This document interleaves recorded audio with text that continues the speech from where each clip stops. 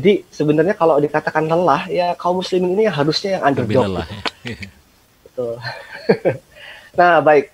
Kemudian akhirnya sejarawan Barat sepakat bahwa Yarmouk itu signifikansinya melebihi perang Tours atau Balat al-Syuhada, ya, sebab ketika kalau misalnya kaum muslimin kalah di Yarmouk ini menurut Barat, Islam akan menjadi negara timur seperti yang lainnya, ya.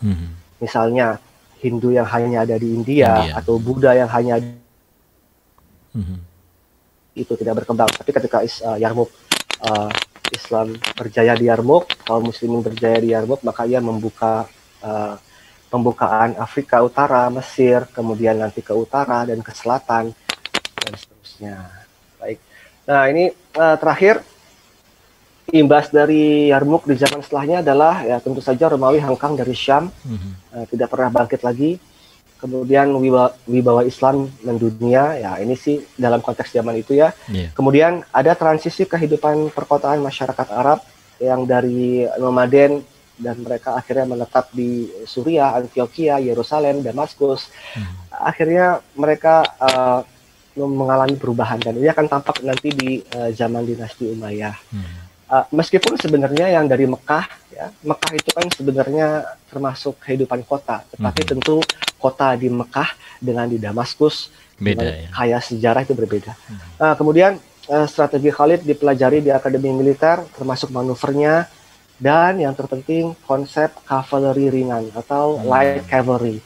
Kavaleri ringan artinya tidak ada baju besi, tidak ada bebek yang memberatkan pergerakan sehingga dia mudah bermanuver dan menghajar musuh dengan taktis. Dan yang terakhir tentu saja mukadimah pembukaan negeri Mesir dan Afrika Utara. Nah, jadi Yarmouk ini sesuatu sejarawan Barat mengatakan ini terakhir ya, there is no simple answer,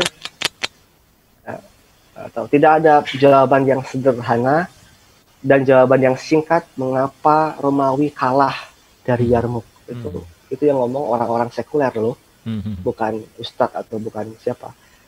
Jadi ketika mereka berbicara Yarmouk, mereka akan menulis buku yang panjang sekali dengan analisa dan tendensi mereka, gitu ya. Saya rasa itu Ustadz Afwan. Wallahu alam. Saya kembalikan kepada Ustadz Afwan. Jazakallah khair Ustadz Wisnu Prabowo atas kajiannya, luar biasa ya. Ternyata memang kita menjadi seorang muslim tuh patut berbangga karena kita memiliki kita memiliki sesuatu yang tidak dimiliki oleh peradaban lain ya, yang kemudian ketika apa yang kita miliki itu mampu kita optimalkan, kita bisa menaklukkan peradaban-peradaban besar, begitu Ustaz ya. Dan mungkin ini yang menjadi salah satu semangat kita dalam mengkaji tentang penaklukan Islam untuk merubah dunia. Yang merubah dunia adalah kami menginginkan ada benang merah yang kemudian mampu tumbuh dalam diri kita sebagai pribadi muslim untuk yakin atau kita kuat lagi, bangga lagi berada dalam proyek membangun kembali peradaban Islam yang mulia. Nah, itu yang kita harapkan sama-sama insyaallah. Sekali lagi jazakallah khair Ustadz atas kajian yang luar biasa. Dan ternyata perang Yarmouk hanya 6 hari ya?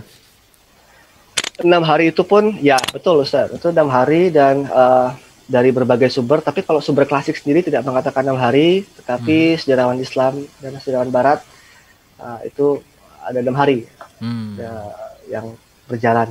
6 hari yang luar biasa.